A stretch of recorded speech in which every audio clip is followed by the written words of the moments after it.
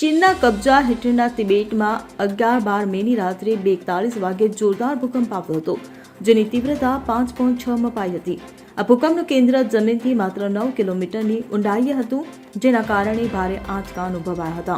ભારતના રાષ્ટ્રીય ભૂકંપ વિજ્ઞાન કેન્દ્ર અને USGSએ આ ભૂકંપની તીવ્રતા નોંધીને પુષ્ટિ કરી હતી. ત્યારે ભૂકંપના જોરદાર આંચકા અનુભવાતા લોકો પોતાના ઘરની બહાર દોડી આવ્યા હતા. ઉલ્લેખનીય છે કે ભૂકંપની તીવ્રતા અને વ્યાપ એટલો વધારે હતો કે પડોશી દેશ નેપાળ અને ભૂતાનના પણ આંચકા અનુભવાયા હતા. જ્યારે ભારતમાં ઉત્તર પ્રદેશ, બિહાર, પશ્ચિમ બંગાળ, અરુણાચલ પ્રદેશ, આસામ, મેઘાલય વગેરે જેવા ઉત્તર પૂર્વીય રાજ્યોમાં ભૂકંપના આંચકા અનુભવાયા હતા.